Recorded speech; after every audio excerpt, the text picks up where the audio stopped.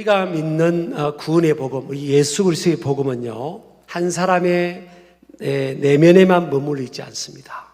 이 복음의 속성은 생명력이기 때문에, 복음은 생명입니다. 예수 그리스도의 복음은 생명이기 때문에 생명이 있는 것은 움직이고 자라고 열매를 맺게 되어 있습니다. 한마디로 말하면 생명력이고 역동성이 있는 거죠. 그래서 어떤 장애물에도 이 복음의 이 능력은 꺾이지 않습니다. 그래서 이 복음이 누군가의 내면 속에 진정으로 심어졌을 때는 반드시 자연의 법칙처럼 구원의 열매들을 그 가정에서, 가문에서, 주변으로 또 그가 닦는 곳마다 그런 열매를 맺게 되어 있습니다. 오늘 이 바울과 실라의 이 세계 선교 사역의 여정이 지금 나오는데, 바울의 2차 세계 전도 여정 가운데 있었던 사건입니다. 1차는 바울과 바나바를 통해서 안디옥에서 파송을 했고요. 이제 2차로 바울과 바나바가 아닌 바울과 실라가 이제 세계 선교 여정에 파송을 받습니다. 그런데 이 중에 하나님께서 이 사실 바울은 복음을 전한다는 데서 굉장히 약점이 있고 또 세상적으로 많은 것을 갖춘 사람이에요. 이 약점은 뭔가 하면 전과가 있습니다. 전과. 예수님을 믿는 사람들을 괴롭혔죠. 그리고 감옥에 가두고 심지어는 서대반이라는 젊은 청년 전도자가 복음을 전하는데 그 현장에서 돌로 던져서 죽이는데 제일 앞장섰던 인물이 이 바울이었습니다. 그의 과거의 이름은 사울이었죠. 그래서 이 바울이 이제 예수 믿는 사람을 국경을 넘어서 숨어 있다는 정보를 받고 그들을 잡으러 가는 중에 다메섹이라는 곳으로 가는 중에 그 길 위에서 초자연적인 하나님의 임재의 역사를 통해서 꼬꾸라지죠. 길에서 그냥 쓰러져 버립니다. 그리고 하나님의 음성이 들려요. 왜 네가 나를 핍박하느냐? 누구십니까? 사울아 사울아 부르는, 자기 이름을 부르는 음성을 들었을 때 누구시니까? 그러니까 나는 네가 박해하는 예수라 그랬어요. 여러분, 사실 이 사도 바울이기 전에 이 사울이 예수님을 박해한 적은 없죠. 예수님을 믿는 사람들을 박했죠. 그런데 예수님을 믿는 사람들, 또 예수님을 믿는 사람의 교회 공동체를 박해했기 때문에 예수님은 그것이 예수님을 박해한 것으로 그렇게 여긴 겁니다. 그래서 여러분, 우리가 교회 공동체를 축복해야 됩니다. 여러분, 작은 교회라고 업신여기면 안 돼요. 주님의 십자가가 세워진 교회는 그리스도의 몸입니다. 이 각자의 교회들이 우주적으로 하나님 보실 때는 다 구원받은 공동체 하나의 우주적 교회를 또 이루고 있고요. 또 각자 교회들이 이제 우리 한국의 선교사님들이 장로교, 감리교, 침례교 이렇게 선교사님들이 와서 교단이 자연스럽게 세워졌지만 우리가 복음적인 교회들은 다 하나인 것을 믿으시기 바랍니다. 그래서 교회를 축복해야 돼요. 또 여러분, 이 가정생활도 잘해야 되지만 교회 생활도 사실은 잘 하셔야 돼요. 근데 이 교회 생활이요, 이게 쉽지 않아요. 부부가 안 싸우고 평생 살아가는 부부 없잖아요. 쉽지 않잖아요. 평생 70년 100세 인생이면 살아가는 게 쉽지 않은 거예요. 그러니까 하나님의 은혜가 필요합니다. 여호와께서 그 가정을, 집을 세워주셔야 되는 거죠. 마찬가지로 교회 생활도 마찬가지예요. 팔도 사람들이 다 모이고요. 어린아이부터 노년까지 모든 연령층이 다 모여서 이루어서 지금 교회 공동체를 이루고 있는데 한 번 만날 사이도 아니에요. 3일 만나고 헤어질 사이도 아니잖아요. 평생을 신앙생활을 같이 해야 되는데 이게 점점 가까워지면요, 사람이 꼭 고슴도치 두 마리가 만나는 것 같습니다. 사람은 가까워질수록 찔러요. 멀리 있는 사람이면요, 상처를 주고받을 일도 없어요. 가까이 있어요. 왜? 사람은요, 죄성이 있고 인격적으로 불완전한 존재이기 때문에 또 자기 중심적인 존재고요. 사람은 모든 사람을 품을 수 있는 그릇이 못 되기 때문에 다 다른 점들을 이해를 못해요. 내 방식하고 다른 사람들을 이해하기가 쉽지 않아요. 근데 가까워질수록 서로 이렇게 갈등이 있을 수가 있고 상처를 주고받을 수 있는 거예요. 여러분, 상처를 받기만 한다고 생각하지만요, 우리가 모르게 의식무의식적으로 많은 사람에게 우리가 또 상처를 주는 거예요, 사실은. 그러니까 교회 생활을 잘 하셔야 돼요. 근데 상처를 주고받는데 어떻게 잘해요, 목사님? 잘하는 거 어렵지 않아요, 여러분. 부부도 마찬가지고요, 교회 생활도 마찬가지예요. 그냥 그런가 보다 하고 살면 돼요. 다른 점이 틀린 게 아니고 그냥 다를 뿐이고요. 그리고 사람을 같이 잘 오래 가려면 그 사람을 바꾸려고 노력하지 않으면 돼요. 그냥 같이 살면 되는 거예요. 우리 부부가 이제 어떤 부부가 그러더라고요, 목사님 부부가. 우리 부부가 이게 뭐 몇 달이건 이렇게 계속 같이, 이번에도 계속 같이 다니잖아요. 그래서 어떤 부분이 그러더라고요. 목사님 부부는 어떻게 꼭 부부가 그렇게 잘 같이 다니냐고. 그럼 부부가 그럼 같이 다니지, 그러면 어떻게 안 다니면 어떻게 하냐고. 그러니까 우리는 다니면 맨날 싸운다는 거예요. 다니면 막 싸운대. 근데 이게 여러분 다 달라서 그런 거잖아요. 근데 상대방을 내 방식으로 자꾸 바꾸려고 하면 이게 서로가 부담스러운 존재가 되는 거예요. 그냥 모습 그대로 두는 거예요. 그러면 목사님, 그러면 저 사람 모습 그대로 놔두면 가정이 어떻게 되겠냐고. 여러분, 사실요, 사랑하는 대상을 향해서 자연스럽게 바뀌게 돼 있어요. 사랑하면 바뀌어요. 그런 말이 있잖아요. 부부도 사랑하면 얼굴도 닮는다잖아요. 그러니까 그래서 교회 생활도 잘 하시기를 주의 이름으로 축복합니다. 자꾸 막 이렇게 교회 생활이 막 부딪히지 말고 그냥 저 사람 저렇게 생겨 먹었구나, 그런가 보다. 한번 해보실까요? 시작. 그런가 보다. 어떤 분은 그러더라고, 목사님, 난 누구 암흑의 권사 때문에 교회 안 나올래. 근데 실제 그런 걸 들었어요. 목회하다가 오랜 여정 속에 그럼 교회 안 나오면 그럼 지옥 가려고 그러냐고. 갈등이 생긴 건 갈등이 생긴 거고, 교회는 나와서 신앙생활을 해야 되는 거지. 그럼 뭐 교회 안 나온다고 뭐 그러냐고. 한 번 다퉜다고 부부간에도 뭐 헤어지겠다고 그러면 되냐고. 뭐 다퉈도 그냥 또 같이 사는 거지. 그런 거잖아요. 그래서 교회 생활 잘 하시길 바랍니다. 자, 그런데 이 바울이요, 복음을 전하는 데 있어서 약점이 많잖아요. 왜? 전과가 있는 거 아니에요. 일단 사람들이 부담스러워해요.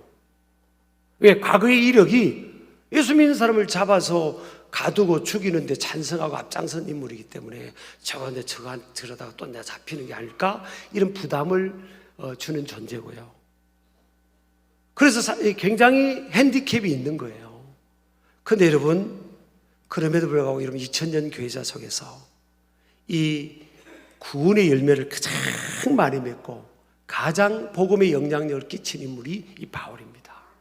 사람이요, 약점 있고 내 과거에 또 현재 이런 핸디캡이 있다고 해서 하나님의 일을 하는 데 있어서 지장이 있는 것은 아니에요. 하나님이 함께 해주는 인생이 되면 되는 거예요. 그러면 왜 사도 바울은 이렇게 핸디캡이 있고 약점이 있지만 하나님이 함께 해준다. 근데 사도 바울은 인간적으로는 또 내세울 것이 많은 존재였어요. 그는 태어나면서부터 로마 시민권자였어요. 그 당시에 유대인, 이 식민지 백성인 사람이 태어나면서부터 로마 시민권을 가졌다. 이것은요, 부모님이 대단한 사람인 거예요. 부모님이 로마 시민권이 있는 사람들이라는 거예요. 제가 이번에 다소 바울의 고향에 가서 학자들이 하면 그곳이 바울이 살던 집이 아닐 건데, 집이 너무너무 넓고요. 그 당시 그 유족들이 발굴이 되는데, 너무 잘 사는 그 지역 도시에서 가장 잘 살고 힘이 있는, 그러니까 로마 시민권을 태어나면서부터 가졌겠죠. 그리고 그는 학문적으로도 오늘날 말하면 최고의 학부를 나왔고요, 최고의 교육을 받았던 인물이고, 종교적으로 사회적으로도 가장 인정받는 그런 위치에 있던 인물이에요.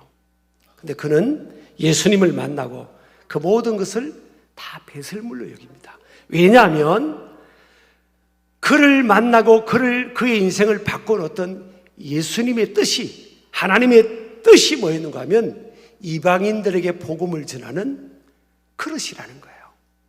사람들은 바울의 회심을 믿지 못하고 저거 진짜 예수 믿는 예수쟁이 맞아? 진짜 예수님께로 돌이킨 거야? 의심하고 있을 때 하나님은 아나니아라는 목회자에게요, 그는 이방인들에게 복음을 전할 나의 그릇이라고 했다고요. 그러니까 이 사도 바울은 예수님을 만나고 나서 모든 그 사회적 지위나 그 좋은 배경을 다 내려놓습니다. 그리고 고생길로 들어서는 거예요. 지금처럼 어디 가든지, 영국 가도 예수 믿는 사람 만나고, 이번에도 영국의 지도자들, 기독교 지도자들 만났잖아요. 어디 가도 예수 믿는 사람이 있을 때하고 다른 데인 거예요. 그때는 어디 가도 예수 믿는 사람이 없을 때예요. 자기 공동체를 떠나면 다른 나라로 가면 예수 믿는 사람이 없을 때 그 어려운 길을 바울이 떠나간 겁니다. 왜냐하면 그의 삶의 주인이 예수 그리스도가 됐기 때문에요. 믿으시기 바랍니다. 자, 그러니까 그런 약점이 있고 핸디캡이 있지만 바울이 가는 곳마다, 그가 감옥에 가면요, 감옥을 바꿔놨지 않습니까? 감옥에 믿는 사람들이 생겨났고요, 감옥에 옥문이 열리고 쇠사슬이 묶였던 것들이 풀어지는 역사가 일어나고, 간수장이 주님 앞에 들어오고, 그날 밤에 그 가족들 전체가 주님 앞에 들어오는 역사가 있게 됐잖아요. 그럼 사실은요, 이 사도 바울이 빌립보 감옥에 안 들어가도 되는 거잖아요. 왜냐하면 사도행전 22장에 보면 자기가 매를 맞으려고 할 때 나는 로마 시민권자입니다 말했을 때요, 천부장이 벌벌벌 떨었습니다.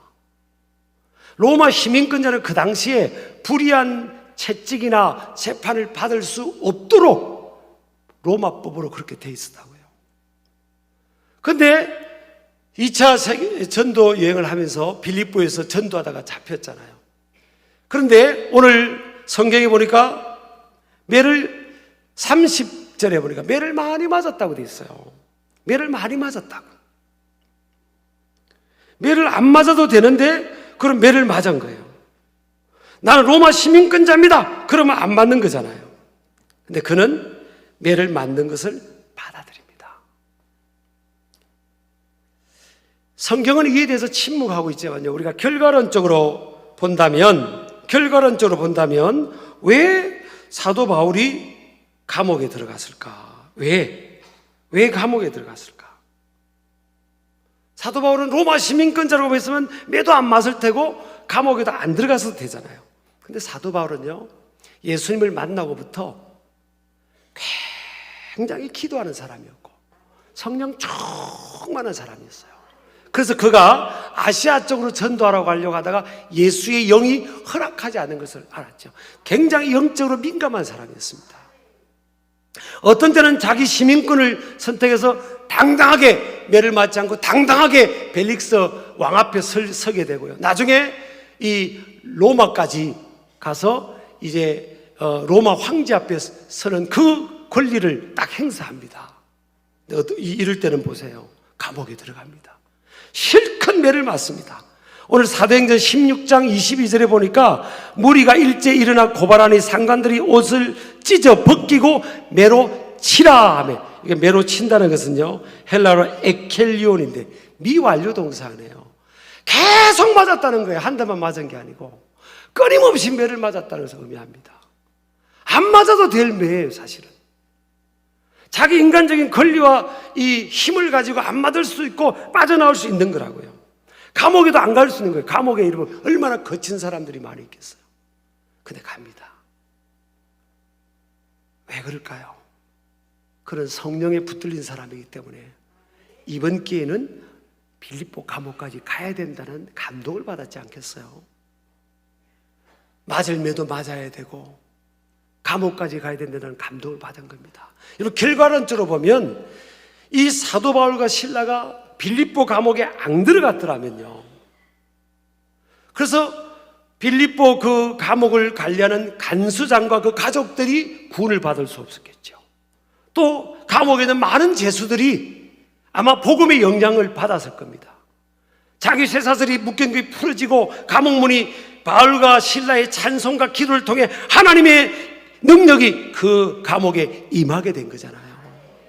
그 감옥문이 열리고 자기 쇠사슬이 묶인 게 풀어지는데 자기 몸은 움직일 수 없는 그런 모습 보면서 얼마나 죄수들에게도 복음의 영향력이 미쳤겠어요. 여러분, 이 간수장과 루디아라는 그 여인을 통해서, 그 집과 여인을 통해서요, 이 유럽의 최초의 교회인 빌립보 교회가 세워지는 겁니다. 이게 하나님의 계획이 있는 거예요. 인간을 우리가 살아가면서 우리 삶에도 여러 가지 고난과 역경을 만나고 힘든 일을 만나는 것은 하나님이 힘이 없어서가 아니에요. 다 뭔가 뜻이 있고 계획이 있다고요. 모든 것에는 합력하여 하나님은 선을 이룬다고 그랬잖아요. 그리고 영적으로 민감하면 우리가요, 그 하나님의 그 뜻을 따라서 우리가 살아가게 되는 거죠. 또 그 어려움들을 우리가 너끈히 바울과 실라처럼 감당하잖아요. 자, 여러분요, 매를 맞으면 몸이 만신창이 되는 거예요. 태장이니까 살이 뚝뚝 떨어지는 매를 40이 하나 감한 매를 맞았다고요. 그리고 감옥에 던져진 거 아닙니까? 한밤중이 되었어요. 밤이 되면 잠이 올려야 될 텐데 자연스럽게 몸은 만신창이 됐습니다. 근데 이들이 뭘 하고 있습니까? 지금 찬양을 하고 있고요, 기도를 하고 있어요. 주변에 있는 죄수들이 다 들을 수 있도록 하나님이 그런 감동을 막 마음을 움직이는 거예요. 찬양하도록. 아니, 찬양하고 싶은 그런 그 상황이 아니잖아요. 얻어 터졌지 않습니까? 인간적으로 볼 때는, 아이, 지가 믿는 하나님이 살아계시면 복음 전하고 전도했는데 저렇게 매를 맞고 감옥에 던져지냐? 자기들이 전하는 하나님 예수 그리스도는 안 계신 것 같다, 이렇게 사람들이 심리적으로 눌릴 수 있잖아요. 그럼 몸도 너무너무 지쳐있을 거 아닙니까? 근데 이들은요, 찬양합니다. 죄수들이 다 들을 정도로 찬양하고요, 기도했다고요. 하나님이 그들의 마음에 막 감동을 주고 막 이렇게 영감을 막 주니까, 움직이니까 이들이 견딜 수 없는 마음으로 찬양을 하고 기도를 합니다. 여러분, 믿음의 사람들이 찬양하고 기도할 때 그곳에 하나님의 영이 임하게 되는 줄을 믿으시기 바랍니다. 이것들을 보면 다 어떻게 보면요, 이 순리와 같지 않는 상황이라고요. 얻어 터졌고, 근데 감옥에 들어갔으니까 사람들에게 그냥 이렇게 인간적으로 내세울 것이 없는 그런 상황 아니에요. 근데 그들은 역설적으로 찬양을 하고 기도를 합니다. 감옥에 안 가도 되는데 그 상황을 받아들이고 그 고난을 그들이 받아들인 상황 아니에요. 자, 그런데 열매가 어떻게 나타납니까? 그날 밤에 간수장이 또 그 가족들이 다 예수님을 영접하고 세례를 받습니다. 하나님의 섭리가 있고 경륜이 있는 거예요. 그를 통해 유럽의 첫 교회가 세워지는, 바울과 실라의 고난을 통해 그런 역사가 일어나게 되는 거예요. 이런 것들을 여러분, 우리가 받아들이는 이 바울을 보세요. 왜 그렇죠? 그의 삶에 예수 그리스도가 주인이 되셨으니까 주님이 이제는 기뻐하시는 대로 살아가는 거예요.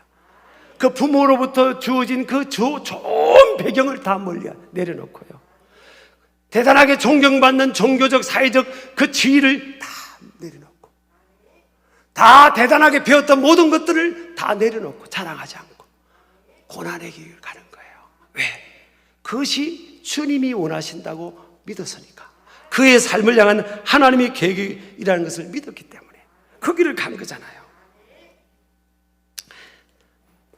여러분, 저는 오늘 바울과 실라 16장을 보면서요, 바울과 실라가 막 찬양하고 기도하니까 감옥문이 열리고 묶인 것들이 풀어지는 그런 역사가 일어나는데, 간수장이 감옥문이 다 열려 있고, 그러니까 죄수들이 다 도망간 줄 알은 거예요. 그러니까 이래 죽어도 저래 죽어도 자기는 죽는 몸이니까 자기 스스로 목숨을 끊으려고 하는데, 감옥 안에서 소리가 들립니다. 그렇게 하지 마라. 우리가 다 여기 있다는 바울의 음성이 들립니다. 깜짝 놀라 보니까 죄수들도 묶인 것들이 다 풀어졌고 감옥문도 다 열려졌는데 한 사람도 도망가지 않고 감옥 안에 다 앉아 있는 거예요. 이것도 이러면 하나님의 초자연적인 역사예요. 이러면 하나님의 사람, 믿음의 사람, 순종의 사람, 성령의 사람이 있는 곳에는요, 하나님의 초자연적인 역사가 있게 되어 있어요. 그때 간수장이 엎드립니다. 무릎을 꿇습니다. 바울 앞에 무릎을 꿇어요. 그러면서 선생님, 어떻게 하면 내가 구원을 받겠습니까? 구원 문제를 들어옵니다. 하나님의 천자인적인 역사 앞에 그가 꼬꾸라집니다. 어떻게 하면 구원을 받겠냐. 그러니까 그때 바울이 그럽니다. 주 예수를 믿으라. 그리하면 너와 내 집이 구원을 받으리라. 그리고 그날 밤에 구원을 받아요. 저는 저 말씀이요, 제 인생 요절 중에 하나였습니다. 어릴 때 3살 때 아버님이 의사하셨는데 돌아가신 이후로 할아버지 할머니 밑에 자랐는데, 제가 자란 가정은요, 예수님을 몰랐어요. 할머니는 절에를 30년을 다니셨고 참 좋으신 분이었는데, 할아버지는 아무것도 안 믿으셨고, 삼촌, 숙모, 고모 다 교회를 안 다니셨어요. 한 집에 살던 사촌 동생들도 5명도 6명이었군요. 다 교회를 안 다녔습니다. 제가 교회를 초등학교 3학년부터 교회를 나가게 된 거예요. 믿음이 조금 자라면서 어느 날부터 보이콧을 했는데, 유교 제사, 절을 하는 재래식 유교 제사를 제가 중고등학교 때 제 기억으로 보이콧을 했어요. 나 할아버지, 나 절하지 않겠다고. 살아계신 하나님을 내가 믿기 때문에 하지 않겠다고. 그 할아버님이 그걸 양해해 주셨어요. 그래서 제사를 옆에서 지내는데 제가 서 있었습니다. 근데 가만히 보니까 서 있으니까 예수님 오실 때까지 제사 지낼 것 같더라고요. 그래서 제가 어느 날 서 있는 것도 안 하겠다고 제가 해버렸어요. 그래서 이제 집안이 난리가 났어요. 좀 갈등은 좀 있었죠. 그리고 제가 계속 고등학교 3학년 때부터 새벽 기도를 하면서 이 말씀을 붙들었습니다.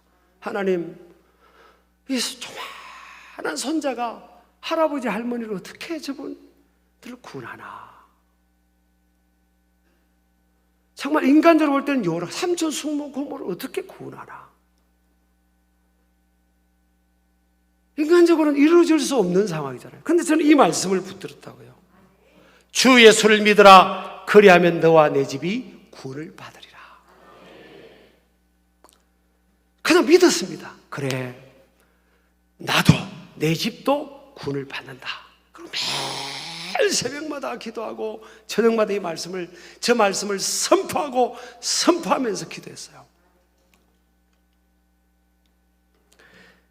근데 어느 날 우리 할머님이 절에를 30날씩 눌려 있을 거 아니에요. 영적으로 눌려 있을 거 아니에요. 본인이 몰라도. 제가 성령을 받고요, 불을 받고 막 기도 생활하는데, 할머님이 계속 심장이 아프고 몸이 아픈데, 제가 그냥 할머니를 붙들고 집에서 그냥 막 방언으로 기도해버렸어요. 제가 교회도 한 번도 안 가보신 분인데 막 붙들고 막 할머니 붙들고 기도했는데, 할머니가 그때 방언이 터져버렸어요. 방언이, 성령이 막 방언이 터져가지고 막 하더니 막 귀신이 그때 떠나간 거예요. 어둠이 떠나가고. 그리고 그때부터 할머님 이제 저를 치자고. 근데 이제 할아버지가 문제잖아요. 할아버지는 그래 여기 그래 너나 잘 믿어 이런 거 아니에요. 근데 제가 이제 신학교를 갔는데, 신학대학으로 갔는데 어느 날 연락이 온 겁니다. 할아버지가 돌아가시게 됐다고. 빨리 내려오라고. 우리 집에서 연락이 온다는 것은요, 할아버지가 거의 돌아가시기 직전이라는 겁니다. 제가 우리 가족들 좀 상대방에게 이렇게 배려형이기 때문에 웬만하면 연락을 안 하는데 왔다는, 할아버지가 돌아가시는 거다. 어떻게 하지? 할아버지가 천국 갈 수 있을까? 그 제가 돌아왔더니 들어봤더니 열흘 동안 아무 의식 없이 그냥 가쁜 숨만 쉬신다는 거예요. 그러다가 사람들이 돌아가시거든요. 우리 삼촌한테 삼촌 내가 할아버지 옆에 지키고 있을 테니까 삼촌 좀 쉬시라고. 그리고 제가 이제 내려오자마자 초저녁 도착해가지고 계속 할아버지 옆에서 기도했어요. 하나님 주 예수를 믿으라. 그리하면 너와 내 집이 구원을 받는다고 했는데 할아버지 지금 이렇게 돌아가시면 내가 구원받는 확신이 없으니까 계속 새벽 1시까지 좀 기도를 했습니다. 근데 새벽 1시쯤 됐는데 제 마음에 하나님의 감동의 음성이 들은 겁니다. 할아버지가 안 돌아가신다. 감동이 오는 거예요. 그래서 아멘하고 할아버지 옆에 잠을 잤어요. 그럼 아침에 일찍 일어났더니 할아버님이 눈을 뜨시더니 기영아 요강을 가져오라고. 여러분 요강, 옛날에 요강이라는 게 있었어요. 집안에 있는 이동 그게 있었어요. 그걸 가져오면서 할아버지가 볼일을 보시고요. 그 다음에 식사를 가져서 바로 식사를 하셨어요. 그리고 3년쯤 더 사셨어요. 그리고 예수님 영접하고 세례받고 그리고 제가 천국 가시게 된 거예요. 지금 우리 삼촌들도 안수 집사고요. 숙모님, 고모님은 다 권사가 됐고요. 우리 사촌 동생들 그 여동생은 목회자 사모가 되고 또 여동생 한 명은 우리 성결교회 모교회 권사가 되고 장로님 부인이 됐고. 아니 사도행전 16장 31절 말씀이 맞는 거예요. 아니 정말 주 예수를 믿으니까 너와 내 집이 구원을 받는 거예요. 그런데 이제 문제가 생긴 겁니다. 제가 목회를 해보니까 저는 맞는데 어떤 사람은 신앙생활 하다 돌아가셨는데 아무도 안 믿고 돌아가셔. 저분은 분명히 예수님을 믿는데 믿다가 돌아가셨는데 왜 아무도 안 믿지? 자식도 아무도 안 믿고 배우자도 안 믿고 형제들도 안 믿고 왜 저렇게 돌아가시지? 제가 진짜 고민에 빠진 거예요, 사실은. 아니 하나님 말씀은 정말 1.1획도 변함이 없고요. 말씀은 그대로 이루어지거든요. 저는 그대로 붙들고 살았는데 왜 그게 안 이루어지지? 아니 내 목회 현장에 왜 이런 일들이 있는 거야? 자, 이 말씀 가지고 계속 씨름하는데 하나님이요 한자 때문에 한자 딱 한 글자 때문에요. 따라합시다. 주 예수. 주 예수 그리스도예요. 그냥 예수 그리스도, 예수님을 그리스도 구원자로만 믿으면 자기만 구원을 받지. 예수님을 주인 주자예요. 주인 주자. 예수님을 내 인생의 주인으로 믿어야 되는 거예요. 그럴 때 너도 믿지 않을 것 같은 네 가정도 가문도 구원의 역사, 오늘 사도 바울에게 임했던 이런 역사, 이 복음의 이 놀라운 구원의 역사, 하나님의 초자연적인 이 파워의 역사가 일어난다는 거예요. 그렇게 볼 때 여러분요, 이건 하나님이 평가할 부분이지 누군가에게 부담을 주려고 하는 말씀은 아니에요. 제가 돌아오면서 어떤 말씀을 전할까 하니까 주 예수 그리스도 이 말씀을 전하라고 해서 저는 순종하는 것뿐인데, 자 그러면 예수님을 구세주로 믿을 뿐만 아니라 주로 믿어. 주로. 그럼 내 인생의 주인이 바뀐다는 거예요. 예수님을 주인으로 믿는다는 것은 뭐예요?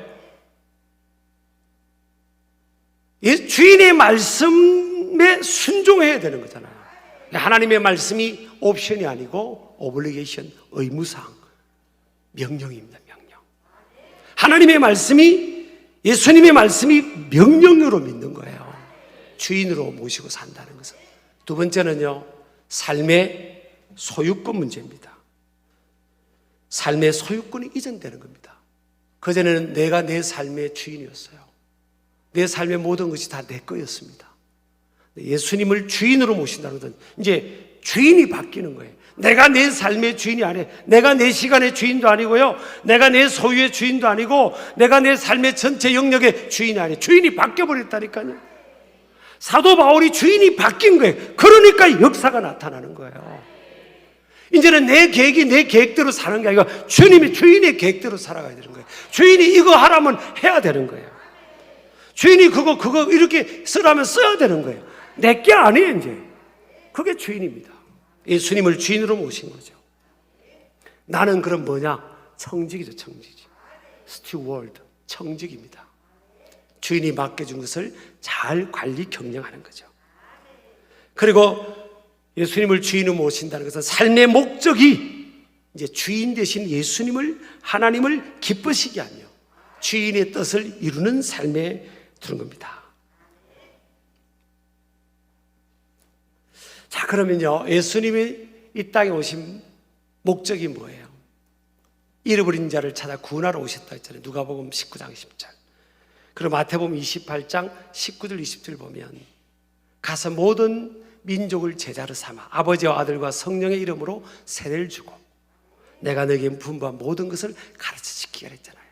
예수님은 모든 민족, 모든 족속들이 다 구원받는 것을 원한다는 거예요. 그게 주님의 마지막 관심사였어요. 그러면 우리의 삶의 목적이 뭐가 돼야 되겠어요? 비즈니스를 하건 직장을 다니건 학업을 하건 뭘 하건 저와 여러분의 삶의 목적은 주님의 주인 되신 우리 예수님의 관심사에 가야 되는 거예요. 여러분, 예수님을 주인으로 모시고 그분 뜻대로 사는 게 사실은 쉬운 게 아니에요. 그분께 초점을 맞추고 그분이 원하시는 대로 이렇게 살아가는 게 쉬운 게 아니에요, 사실은. 근데 여러분, 그렇게 살아가기를 시작하면서부터 능력이 나타나요. 초자연적인 능력이 나타납니다. 신기한 일들이 참 많아요. 신기한 일들이. 여러분, 우리는 아무 사도 바울처럼 뭐 과거에 전과도 많고 허물도 많고 우리가 내세울 게 뭐 있습니까? 과거에 내세울 게 뭐 있어요, 사실은. 현재 내세울 게 뭐 있습니까? 근데 우리가 인생의 주인을 예수 그리스도께 딱 맞추면요, 그때부터 신기한 일이 납니다. 사도 바울의 삶의 여정에 감옥의 문이 열리고 묶인 것들이 풀어졌는데, 세상에 안 갈 감옥인데도 안 맞을 맨데도 주인이 맞아야 된다면 맞아야 되는 거고 주인이 들어가야 된다면 들어갔더니, 자, 거기서 끝났습니까? 감옥 문이 열리고 묶인 거 풀어지고 오히려 뭐예요? 역전의 역사가 나지 않습니까? 여러분, 이게 놀랍습니다. 여러분, 저는 우리 신길 가족들이 주 예수 그리스도를 주로 모셔보세요. 그 이후로는요, 자녀손들 걱정할 필요 없어요. 왜?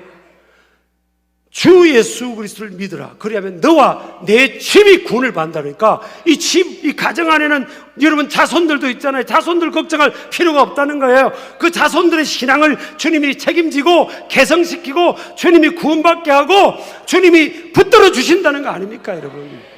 주님이 자손들 본다는 게 아니라 우리를 본다는 거예요. 우리 믿음의 중심을 보고 우리가 정말 예수님을 주인으로 모시고 주님 중심으로 살면 주님이 그때부터 역사해 주시겠다는 거예요. 우리 신길 가족들요, 저는 세월이 지나면 부흥이 일어났던 것이 다 사라졌더라고요. 근데 저는 그렇게 되지 않는 딱 하나의 비결을 발견했습니다. 죽으면 됩니다.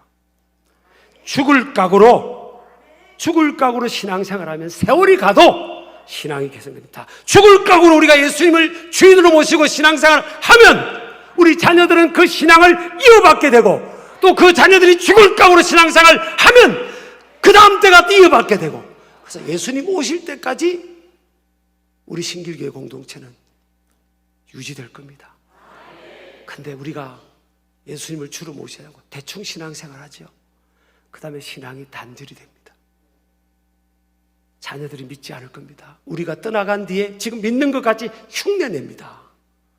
믿는 것처럼 흉내내는 거예요. 엄마 아빠 눈을 봐서 흉내내는 거예요. 우리가 떠나가서, 여러분, 오늘 이번 여정에서 미국인 부부를 만났는데요, 그러더라고요.